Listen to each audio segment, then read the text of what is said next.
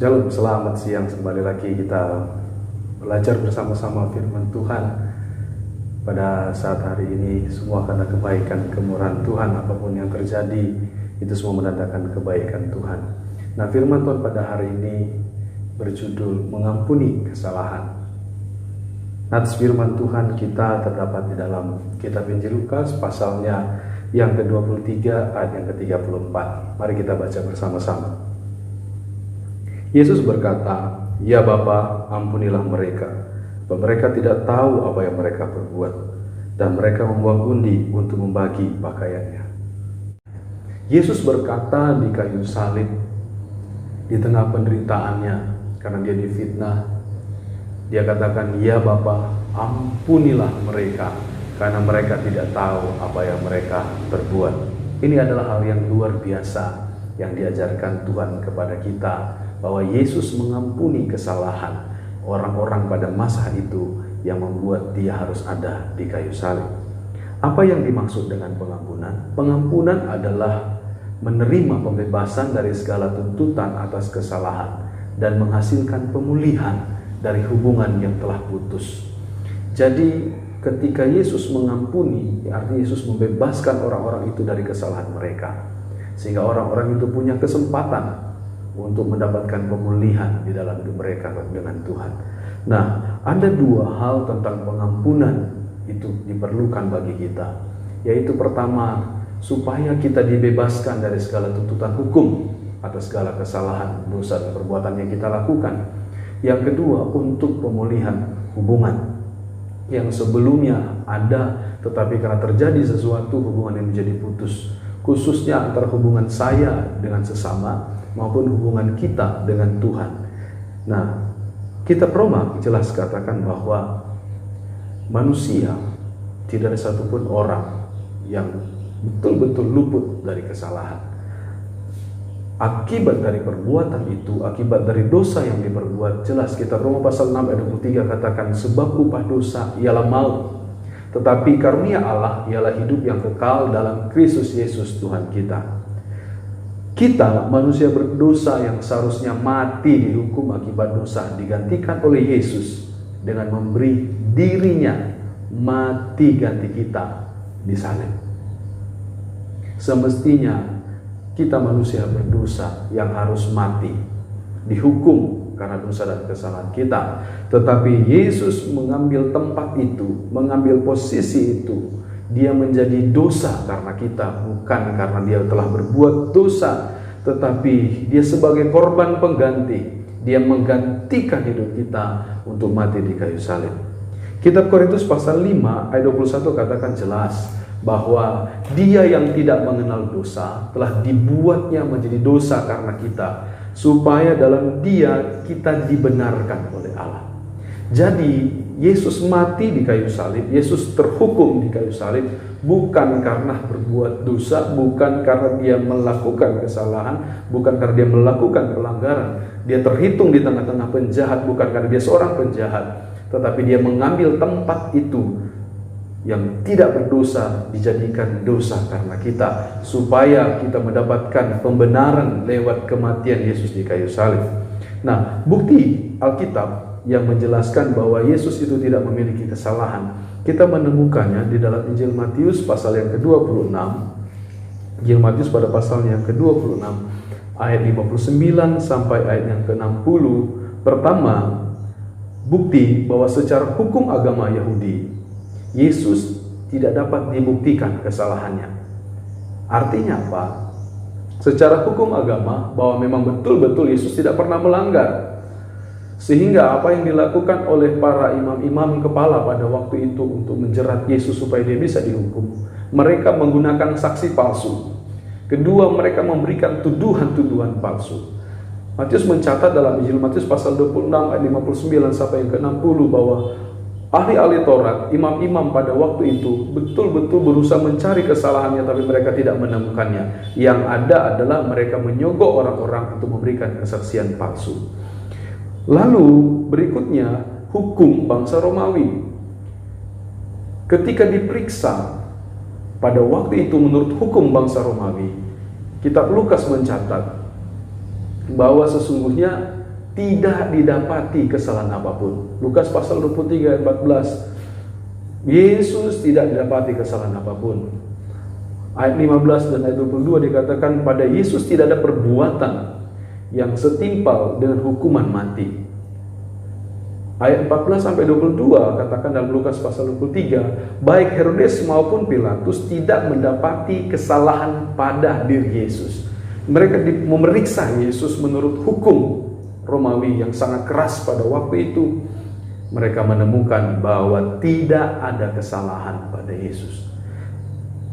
Alkitab mengatakan bahwa oleh keterangan 2 atau 3 orang saksi, maka perkara itu akan menjadi sah secara hukum. Nah, kita melihat di sini secara hukum agama Yahudi, secara hukum bangsa Romawi yang berkuasa menjajah orang-orang Yahudi pada waktu itu, menemukan bahwa Yesus tidak ada kesalahan.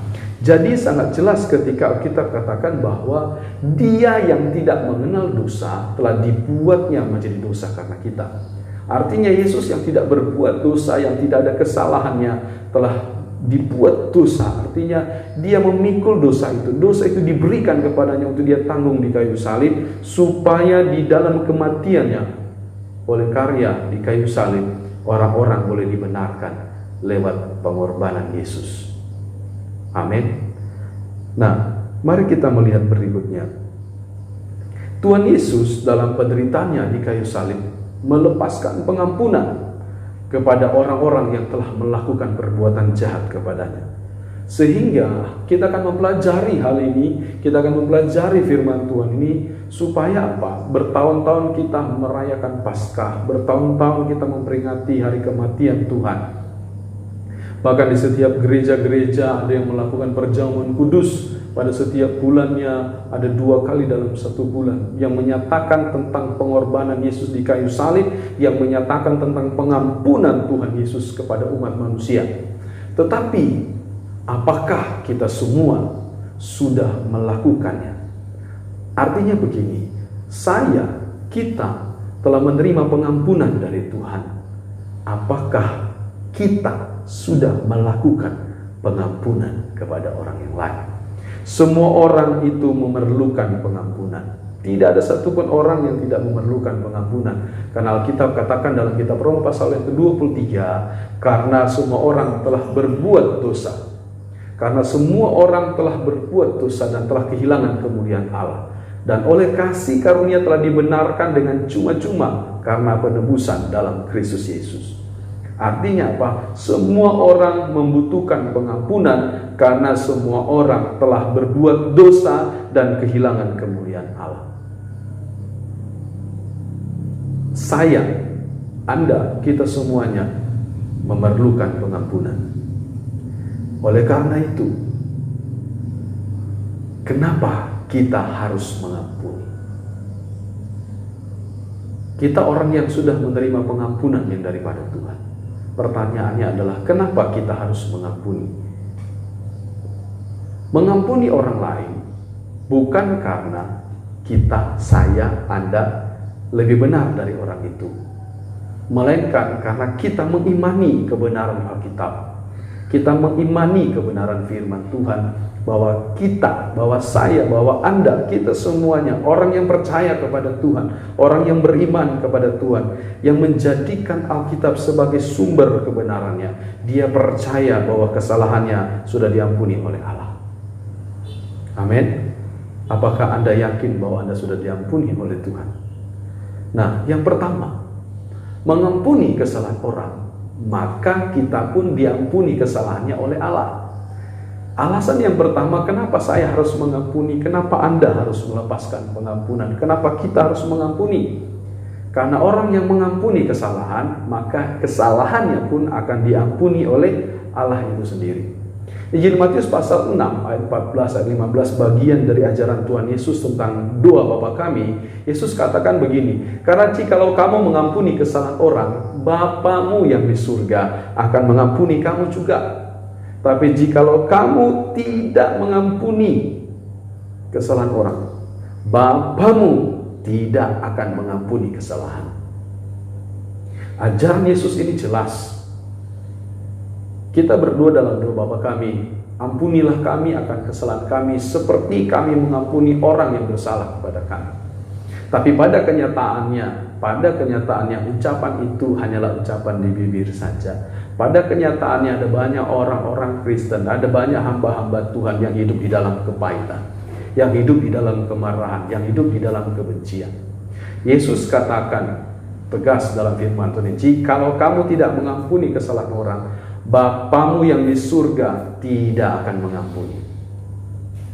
Anda mau diampuni?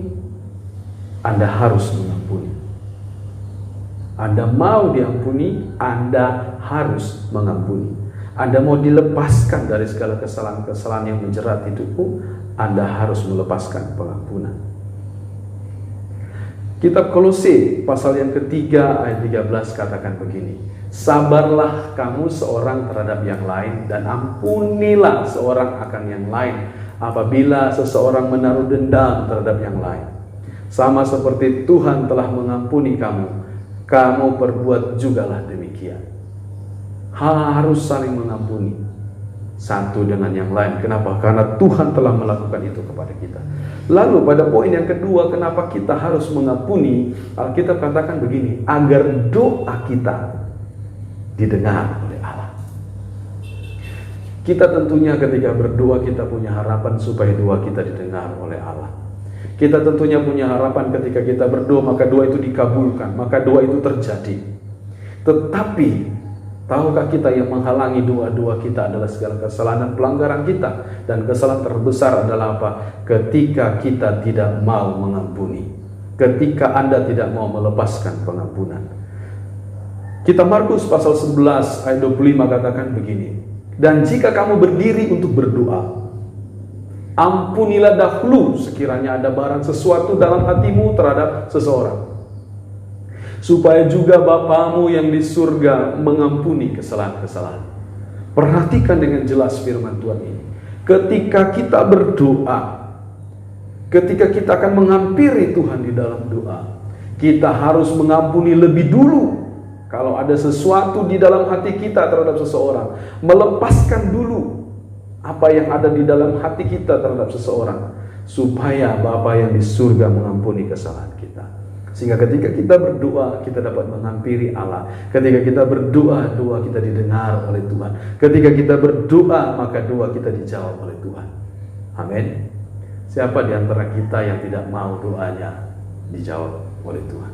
Tentunya kita semua sepakat, saya mau doa saya dijawab oleh Tuhan. Bukan hanya didengar ya Tuhan, tapi doaku juga dijawab oleh Tuhan. Amin. Nah, bagian yang ketiga dari poin ini, kenapa saya, kenapa kita, kenapa Anda harus mengampuni? Supaya persembahan diterima oleh Allah. Supaya persembahanmu berkenan kepada Tuhan. Yesus mengajarkan dalam Injil Matius pasal yang kelima ayat 23 sampai 24. Yesus katakan begini, "Sebab itu, jika engkau mempersembahkan persembahanmu di atas mezbah, dan engkau teringat akan sesuatu yang ada dalam hati saudaramu terhadap engkau, tinggalkanlah persembahanmu di depan mezbah itu, dan pergilah berdamai dahulu dengan saudaramu, lalu kembali untuk mempersembahkan persembahanmu itu." Ini Yesus yang katakan. Kalau kita mau ngasih persembahan, mau diterima persembahan kita, bukan karena soal banyaknya persembahan Anda, bukan karena berharganya persembahan, bukan karena nilainya yang begitu wah, tapi Tuhan melihat hatimu lebih dahulu ketika memberikan persembahan. Sudahkah hatimu berkenan kepada Tuhan? Lewat apa? Di dalam hati ini tidak ada lagi kebencian, tidak ada lagi amarah, dendam. Itu harus dilepaskan, harus dibuang. Amin. Apakah Anda mau melakukannya? Apakah Anda mau melepaskan pengampunan? Mungkin Anda punya sakit hati kepada orang tua, sakit hati kepada saudaramu, sakit hati kepada rekan-rekan pelayananmu, sakit hati kepada orang-orang yang mungkin ada di sekitarmu saat ini, suamimu, istrimu, ataupun anakmu. hari ini, saat ini, di momen Paskah ini, ada pengampunan yang besar yang tersedia dari Tuhan, pengampunan yang luar biasa dari Tuhan, maka engkau akan terima pengampunan kalau engkau mau mengampuni. Nah, mungkin engkau berkata, saya tidak mau mengampuni, terlalu sakit yang saya alami, terlalu sulit, terlalu menderita keadaan. Mari kita lihat akibat dari orang yang tidak mau mengampuni. Kita akan melihatnya. Mengampuni kesalahan orang lain bukan tentang siapa yang benar, siapa yang salah. Tapi karena kita menghargai hubungan itu melebihi atau di atas ego kita manusia. Hubungan yang putus bisa dipulihkan hanya dengan apa? Mengampuni. Tetapi kalau orang tidak mau mengampuni, akibat yang pertama adalah dia memilih hidup di dalam kepahitan. Orang yang tidak mau mengampuni, dia memilih hidup di dalam kepahitan. Oh, ini sangat-sangat ironi, sangat-sangat membuat dia akan menderita. Kenapa? Alkitab katakan begini, Ibrani pasal 12 ayat yang ke-15. Jagalah supaya jangan ada seorang pun menjauhkan diri dari kasih karunia Allah, agar jangan tumbuh akar yang pahit yang menimbulkan kerusuhan dan mencemarkan banyak orang. Perhatikan Alkitab katakan tentang kepahitan ini. Kepahitan menimbulkan kerusuhan dan kepahitan mencemarkan banyak orang. Orang yang hatinya pahit, omongannya pasti pahit. Orang yang hatinya pahit, bicaranya pasti jelek. Kenapa ada orang yang suka menjelek-jelekan orang? Tidak pernah bisa melihat hal yang baik dalam sisi seseorang. Karena di dalam hatinya pahit. Dan orang seperti ini suka mencemarkan hati orang lain.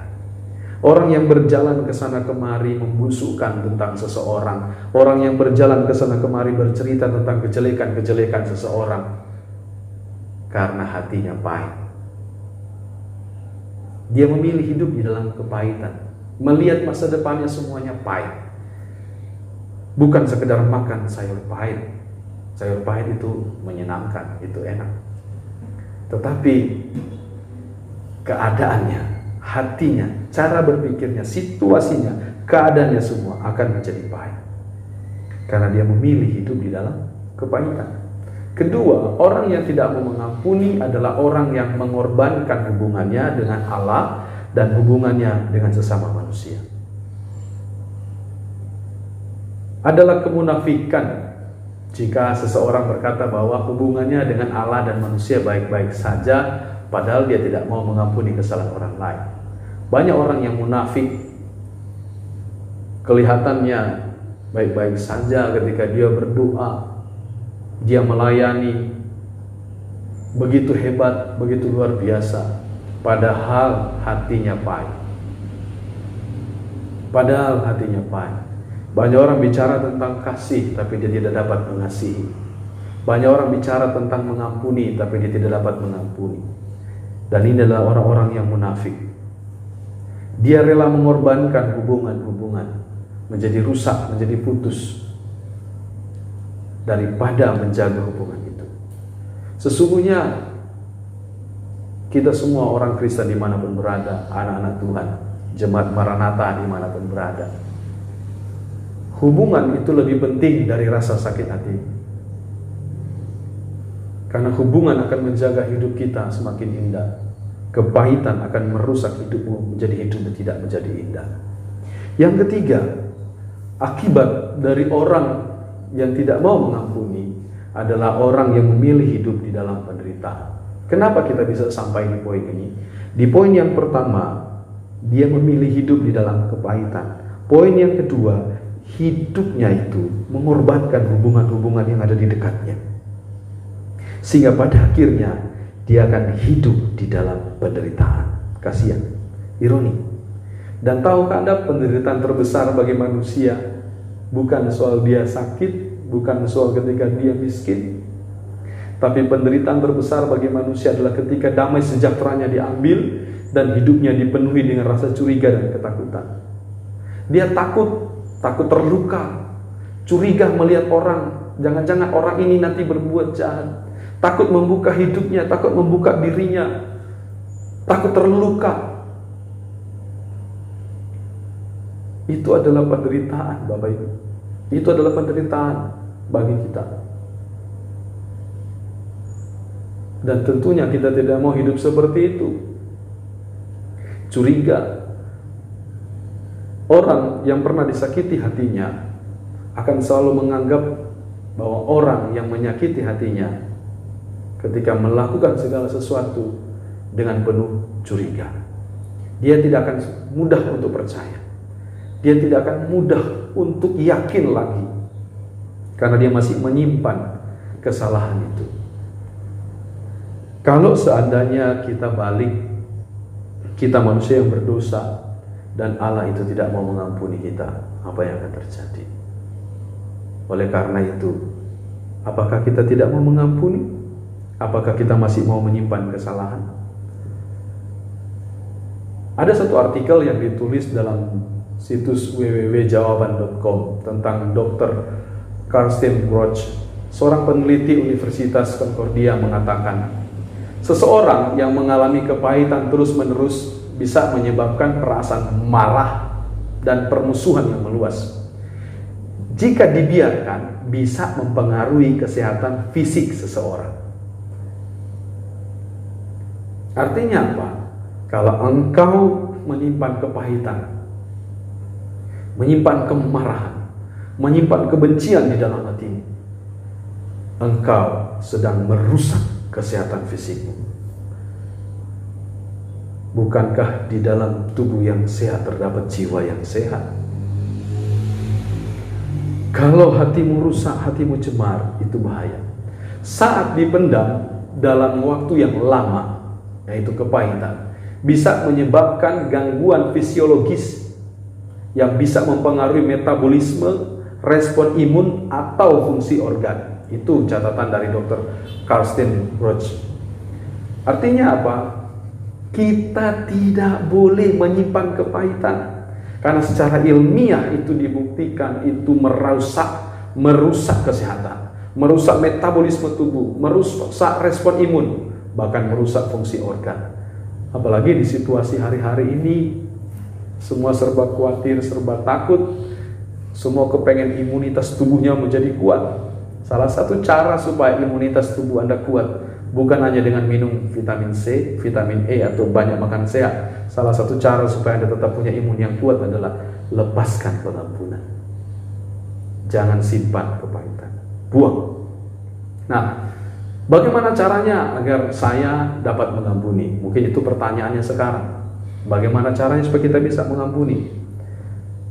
Yang pertama adalah saya harus belajar mengikhlaskan apa yang telah terjadi di hidup ini. Mungkin ini satu kalimat yang sangat klise, kalimat yang sangat sederhana, yang berulang-ulang diucapkan, tapi sesungguhnya ini sangat-sangat bermanfaat. Hidup yang ikhlas adalah hidup yang rela. Hidup yang ikhlas adalah hidup yang betul-betul merelakan segala sesuatu yang telah terjadi. Hidup ini tidak semuanya ada di dalam kendali kita. Sebagian besar itu tidak ada dalam kendali kita. Karena manusia hanya bisa melakukan apa yang dia lakukan. Kedua, kita tidak bisa menyalahkan situasi yang terjadi kepada kita hari ini. Kenapa? Situasi yang ada hari ini toh akibatnya karena keputusan yang kita buat. Apapun yang terjadi di hidup ini semua karena keputusan kita. Orang tidak bisa memaksa kita marah kalau kita tidak mau marah. Orang tidak bisa memaksa kita benci sejelek apapun perbuatannya kalau kita tidak mau membenci. Tapi karena memang kita masih mau membenci, maka kita pun masih mau marah. Bukan karena kesalahan orang itu sebenarnya. Semua keputusan di hidup kita adalah tentang diri kita sendiri. Belajar mengikhlaskan apa yang telah terjadi di hidup ini akan melenyapkan kemarahan, akan mengobati kebencian, menghilangkan kepahitan. Mari belajar ikhlas. Apa yang sudah terjadi tidak bisa lagi kita ubah, tapi jadikan sebuah pelajaran hidup untuk ke depan menjadi lebih baik lagi. Belajar untuk hidup ikhlas. Kita harus memahami bahwa apapun itu yang terjadi di dalam hidup ini tidak terjadi tanpa sebuah alasan. Amin. Segala sesuatu terjadi karena ada alasannya. Dan Alkitab jelas katakan bahwa semua terjadi untuk mendatangkan kebaikan bagi setiap orang yang percaya kepada Tuhan. bahwa Allah turut bekerja di dalam segala sesuatu untuk mendatangkan kebaikan bagi semua orang yang mengasihi Dia. Yang kedua, bagaimana caranya supaya kita bisa melepaskan pengampunan? Berani untuk memulai kembali dan tidak takut untuk resiko yang ada. Orang yang terluka selalu dia takut untuk membuka lembaran baru. Orang yang disakiti takut untuk membuka hatinya kembali. Dia menutup rapat-rapat sehingga dia terpenjara di dalam hatinya itu. Dia terpenjara di dalam kebencian, terpenjara di dalam kemarahan, terpenjara di dalam kepahitan. Jadi hidup di dalam ketakutan.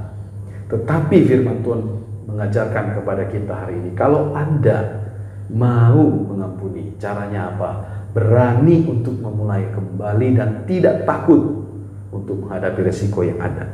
Karena setiap keputusan selalu ada resiko. Dan seorang pemberani adalah seseorang yang berani menghadapi sesulit apapun keadaan, sesulit apapun resiko yang ada di depannya. Dia tetap melangkah. Maka dia dapat menahan sebesar apapun rasa sakit yang ada. Karena dia tahu semua itu ada untuk mendatangkan kebaikan di dalam hidupnya. Situasi yang terjadi, keadaan yang terjadi adalah untuk mendewasakan kita, untuk membuat kita memahami dan mengerti kehendak Allah, untuk membuat kita memahami dan mengerti betapa sulitnya mengampuni itu. Sehingga kalau kita memahami betapa sulitnya mengampuni itu, sesungguhnya kita harus menghargai pengampunan yang Allah berikan kepada kita. Pengampunan itu tanpa batas. Di bagian akhir ini saya katakan kepada kita lewat firman Tuhan, bahwa pengampunan itu tanpa batas. Engkau sudah mengampuni orang itu, tapi dia masih melakukan kesalahan yang sama lagi. Yesus katakan pengampunan itu tanpa batas. Anda, saya, semua pernah mengalami hal yang sama. Murid-murid Yesus juga pernah mengalami hal yang sama. Sehingga mereka pernah bertanya kepada Tuhan Yesus. Dalam Injil Matius pasal 18 ayat 21-22. Mereka bertanya kepada Tuhan. Lalu Alkitab katakan begini. Kemudian datanglah Petrus dan berkata kepada Yesus, Tuhan, sampai berapa kali aku harus mengampuni saudaraku jika ia berbuat dosa terhadap aku? Sampai 7 kali? Yesus berkata kepadanya, bukan, aku berkata kepadamu, bukan sampai 7 kali, melainkan sampai 70 kali 7 kali. Nah, hitung saja Bapak Ibu, jumlahnya sangat banyak dan masih diakhiri dengan kata kali belakangnya. Artinya belum selesai. Pengampunan itu tanpa batas. Hanya dalam sehari 70 kali 7 kali. Itu 1 hari. Oleh karena itu, mari hari ini kita belajar firman Tuhan. Mari kita belajar mengampuni kesalahan.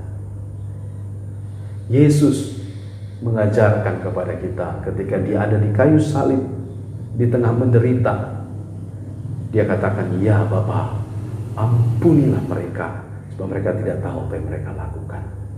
Mari Bapak Ibu, saudara-saudara yang dikasihi Tuhan, orang-orang percaya dimanapun berada, jemaat Maranatha dimanapun berada, jangan simpan kesalahan. Kalau engkau mau diberkati oleh Tuhan, jangan simpan kepahitan kalau engkau mau hidup di dalam damai sejahtera. Hari ini, bagi Anda yang mau melepaskan pengampunan, kiranya Roh Kudus menguatkan hatimu, menguatkan imanmu, menjamah hatimu. Sesulit sesakit apapun yang ada yang kau rasakan hari ini, kiranya Tuhan mengangkat rasa sakit itu ketika engkau berkata, Tuhan, aku mengampuni orang yang bersalah kepadaku. Sebutkan namanya, katakan kepada Tuhan dan berkati hidupnya. Maka engkau memberkati mereka, engkau terima berkat daripada Tuhan. Puji Tuhan, Tuhan memberkati kita semuanya. Demikianlah firman Tuhan kita pada hari ini. Kiranya lewat Paskah, lewat karya Tuhan di kayu salib, di Jumat Agung ini, kita mau saling mengampuni satu dengan yang lain. Sehingga suami istri dipulihkan, orang tua dengan anak dipulihkan, keluarga dipulihkan, gereja dipulihkan, hidup Anda dipulihkan, kesehatan Anda dipulihkan, dan kita semua diberkati oleh Tuhan. Tuhan memberkati. Shalom buat kita semuanya. Mari kita berdoa buat firman Tuhan. Kami sudah mendengarkan firman-Mu ya Tuhan. Jamah hati kami, ya Roh Kudus. sehingga hati kami ini mau belajar ikhlas, sehingga Tuhan hati ini rela, sehingga hati ini berani untuk terbuka kembali. Kalau di dalam hatinya ada kebencian, kemarahan, dengki, iri hati, dendam, kami melepaskan semuanya. Kami melepaskan pengampunan kepada orang yang bersalah kepada kami, dan ampunilah kami akan kesalahan kami. Kiranya siapapun yang mendengarkan firman Tuhan ini, dimanapun berada hari ini, dia dilawat, dijamah oleh Tuhan, sehingga hidupnya dipulihkan, hatinya dipulihkan, kesehatannya dipulihkan, ekonominya dipulihkan, keluarganya dipulihkan, hidupnya diberkati dan menjadi berkat. Terpujilah Engkau kekal selama-lamanya. Kiranya Tuhan yang menjaga seluruh kawanan domba-domba. Kami berdoa untuk bangsa dan negara kami aman dalam lindungan Tuhan. Diberkati pemerintah kami, diberkati satuan gugus tugas yang ada, yang dibentuk untuk memerangi penyakit Tuhan virus corona ini Tuhan. Berkati dari pusat daerah sampai ke tingkat desa. Kiranya hikmat Allah menyertai hidup mereka. Tuhan tolonglah, kami percaya di bulan ini semua masalah akan selesai, karena bulan ini bulan pengampunan, bulan ini bulan pemulihan, bulan ini bulan mujizat, karena Yesus mati bagi kami. Ada keselamatan, ada pemulihan, ada kesembuhan di dalam nama Yesus Kristus Tuhan. Ke dalam tangan Tuhan kami serahkan seluruh hidup kami. Kau melindungi masyarakat Indonesia yang ada, bangsa kami, melindungi hamba-hambamu, melindungi umat-umatmu ya Tuhan dimanapun berada, melindungi seluruh keluarga besar kami dimanapun berada. Dan pada akhirnya ya Tuhan, kiranya anugerah dan sejahtera dari Allah Bapa kami di dalam surga, Tuhan Yesus Kristus itu berlimpah-limpah di dalam hidup kami, memelihara roh, jiwa dan tubuh kami sempurna, tidak bercacat celah sampai Maranatha atau pada kali yang kedua kami masuk dalam kemuliaan kekal. Kami terima berkat Tuhan di dalam nama Yesus kami berdoa. Haleluya, amin. Puji Tuhan, Tuhan memberkati. Shalom, tetap sehat, tetap semangat dimanapun Anda berada.